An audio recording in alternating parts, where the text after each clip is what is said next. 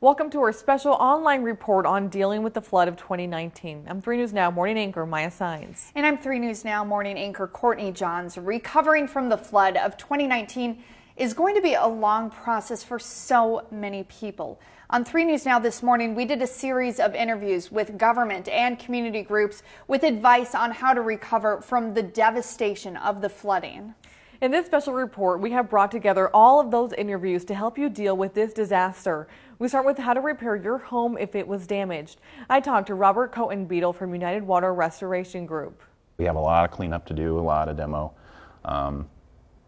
It's pretty much, from 2 feet of water up to 6 feet of water, we're dealing with all of that. All hands on deck. Walk us through, what's the process to get a homeowner to get their home clean or repaired?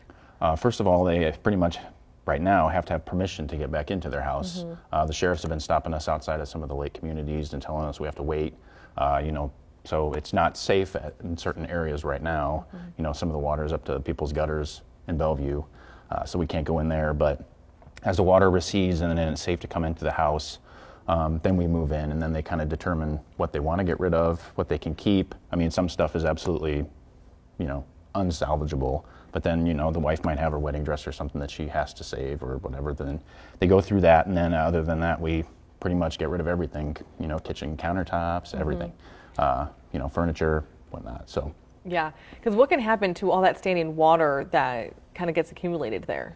The water can become grossly unsanitary, and that's where we have to get rid of everything. When it's not safe for humans to be around, we have to go in with all of our protective equipment and gear to get that all cleaned up, and we are trained and certified for that reason. We follow the ICRC guidelines to get everything cleaned up, because there is a specific standard that we have to follow. And any pathogens or anything like that can be unsafe. So, we don't necessarily recommend, if it's that dirty, for homeowners to try to tackle it themselves. They definitely need to seek professional. And if for any reason they did have to go inside, what type of protective gear or tools should they be taking? Well, rubber boots for sure, because then, you won't be stepping around in that stuff.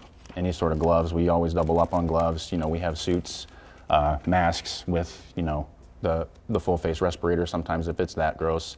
Otherwise, the homeowner can go with, just a regular P90 mask that you can get at the Home Depot or Lowe's or anywhere, with gloves and boots, and they can kind of go through it from there. And Robert, how can a homeowner make sure that their home is mold and bacteria free? Well, the mold and bacteria, a lot of it is once everything gets dried out with proper dehumidification and air movement, then they can go in and be comfortable with it being, bacteria free. And then if we treat it with an antimicrobial, then that will prevent any sort of mold growth in the future. But if they want to seek like an industrial hygienist to come in and do an air quality test or a surface sample test when we're all finished, then they can go that route as well to get that stamp of approval on it at the end. But this is something that definitely a professional should address for many of these areas. Yeah.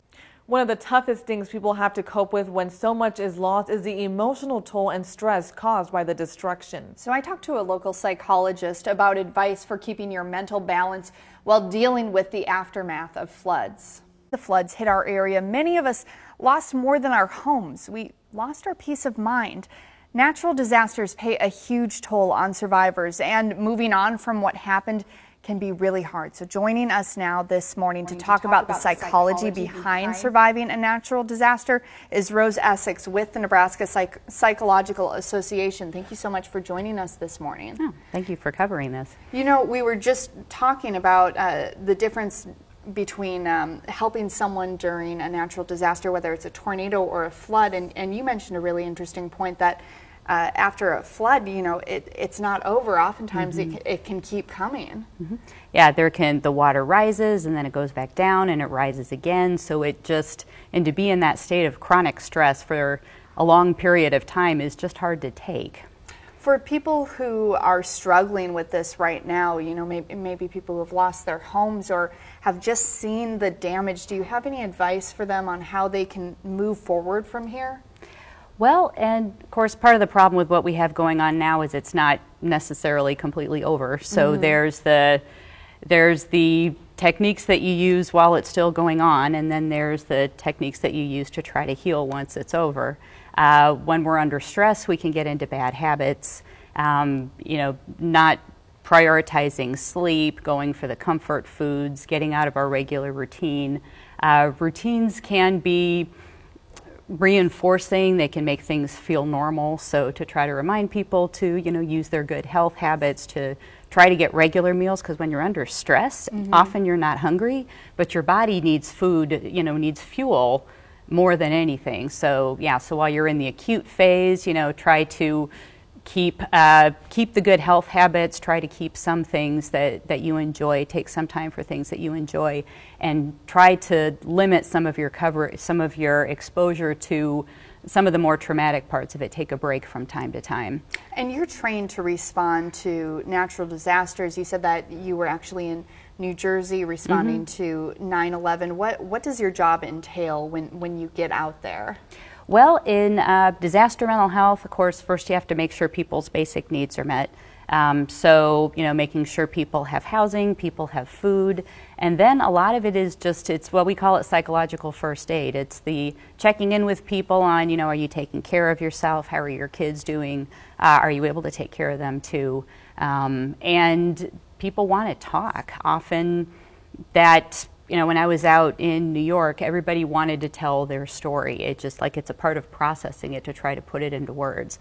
But then at the same time, we're keeping an eye out for, all right, when do you need more help than just are you sleeping, and do you need to talk, and try to help set people up with the resources that they need. So how do you determine that versus what's normal versus when you need a little extra help, maybe see a therapist?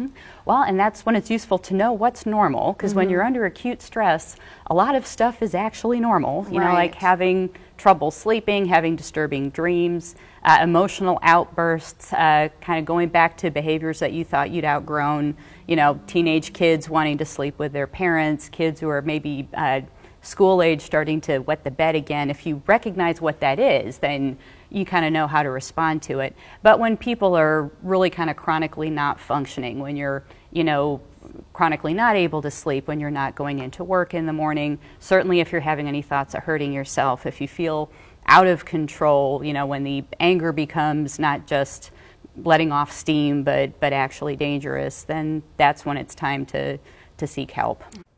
And many groups are offering support and supplies to those in need of the flooding aftermath. And one of the largest organizations helping is the American Red Cross.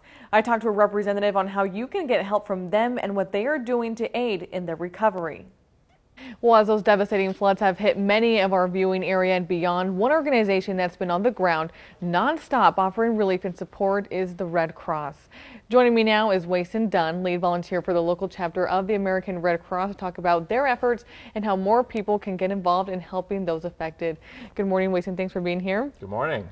So I know that you've been out in the field and kind of working quite a bit. From the perspective of the Red Cross, can you tell me some of the devastation that you guys have seen? Well, the damage and the losses of the people affected have really been heartbreaking. We did an aerial damage assessment survey before we could even get access to some of these sites, and to see the amount of water, to see the number of homes affected was really quite emotional. Also, I had the privilege of talking to a number of people that were affected who were staying in our shelters and seeking comfort and refuge with us.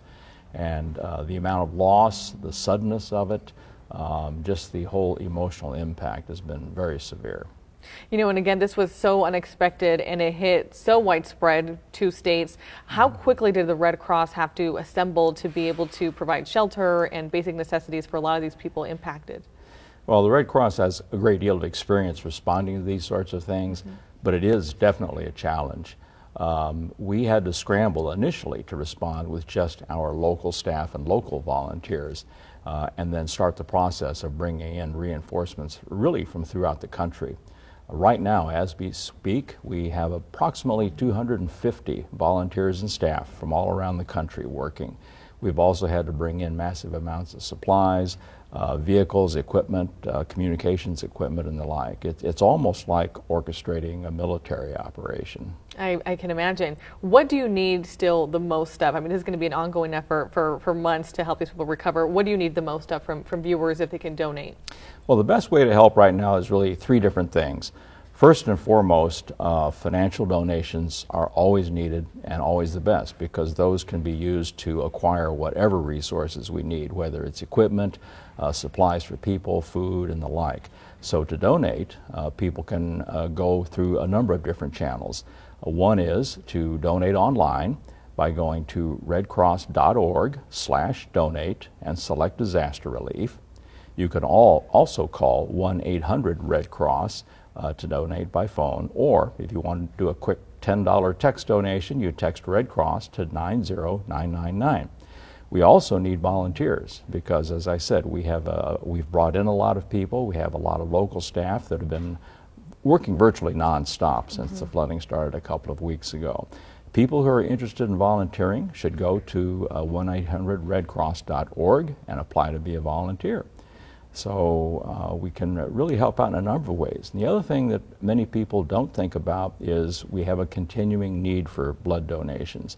We have had scores of blood drives that were canceled as a result of the flooding. So blood donations are always something that are needed. Well, many people are here to help. Unfortunately, some people are here to scam. Yeah, I sat down with a local law enforcement official who talked about ways to make sure you're not taken advantage of. When the flooding hit us, we watched thousands of people come together to help. But unfortunately, while many people go above and beyond to take care of their communities, some take advantage of the people who need the help the most. So joining us now to talk about what scammers try to do after a flood is investigator Matt Burrell with the Sarpy County Sheriff's Office. Thank you so much for joining us today. Well, thanks for having me. You know, we were talking earlier, originally I was just thinking of, nonprofit scams, people trying to collect donations, but you said it's people really who are preying on the victims. Well, the contractor fraud is always on the rise, but after a natural disaster, you see even more of it. What can you do to make sure that you don't get scammed? Well, number one, you want to ask a lot of questions. And if you feel like your questions aren't being answered, you need to take pause and think, is this the person that's right for me? And you mentioned, that you're seeing all these people from out of state coming into the communities. What's going on with all of that? Well, that's particularly troublesome. So in Sarpy County particularly, we still have zones that are flood zones that you're not allowed entrance to unless you're a resident. Well, we've got contractors from out of state that are coming in trying to make contact with those people, and a lot of them employ really high pressure tactics, and those are the ones that we really want to watch out for. So when you say high pressure tactics, what are they doing? Well, a lot of times it's, hey, if you sign up with me now, I can give you this deal, or I can only help you because I've got a huge list of people waiting. And it's that pressure that they're preying on people's desperation. So typically people aren't going to offer a limited time only in these situations if it's a reputable business. Absolutely not. Absolutely. They would be, sometimes even you're in line and the busy people are going to say, hey, I will get to you, I promise, but it's going to take a little bit of time. It is so disappointing to hear about this with people who need the help the most to be preyed on like this. Is there anything else that people should watch out for? Well, you also want to pay special attention to exactly what they are doing. Make sure that they're licensed. In the state of Nebraska, you have to be a licensed contractor for electrical and for plumbing and for mechanical work. So make sure you verify their credentials. And there's also some resources for people to use to look up if someone's credible. Can you tell us a little bit about that? Absolutely. I'm a firm believer in the Better Business Bureau. Look at their rating. Look at Google reviews and really look at your local companies. Look at the companies that have been around for a long time. Yeah, it's really important to have those brick and mortar businesses where you're able to have an actual address. And I think you also mentioned in your press release, if someone says that they're a part of a company, to call that company. For sure. Call the company, verify who they are, because credentials can be counterfeited. They can say who they are, and with nothing else to verify them, you're really running a risk to get scammed. And when natural disasters hit, one federal agency is at the forefront of providing everything from money to housing for those who were hit the hardest. I talked to an official from FEMA, the Federal Emergency Management Agency, on how you can turn to the federal government for help. Well, Daryl Habish, thank you so much for being here with us. First and foremost, you've been here how long now, you personally? Oh, I came here on Monday morning.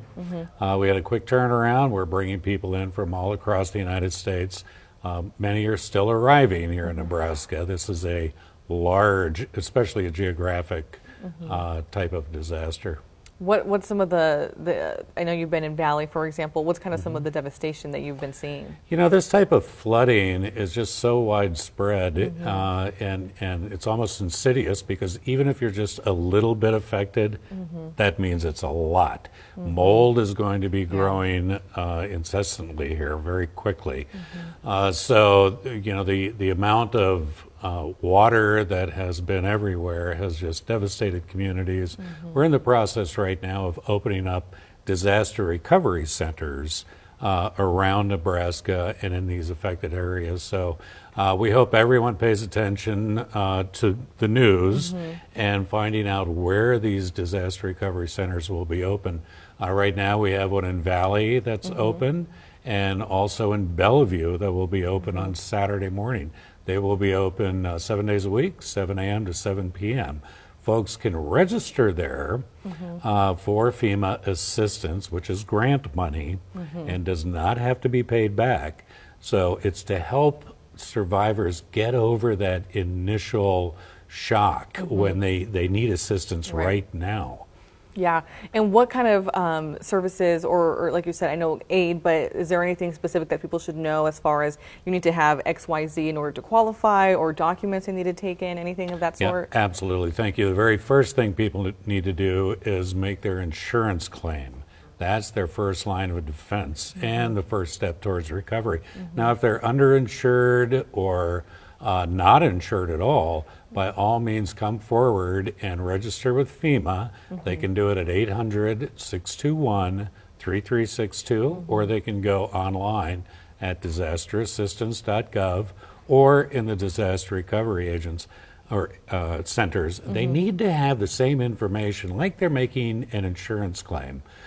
So they need to have their description of damages, where the damage occurred, where they're staying today. We need to be able to contact them and keep them updated about the process of their application. Also their Social Security number, or at least one individual within that household that has a Social Security number. Then the entire household will be eligible. So there's a lot of that type of specific information. Financial information, your routing number, your account numbers. We'll only ask for that once. After that, you will be given a registration number. FEMA will always refer to that registration number. If people say they're from FEMA and they want that personal information again later on, it's not us. Gotcha. Okay. And the good thing is that you'll be in town for a while to be able to assist with this. We will be here as long as it takes. Thanks for joining us. We hope this information will help you get through the long road to recovery. We have a complete list of resources for individuals and businesses to help in recovering. It'll all be on our website, 3newsnow.com.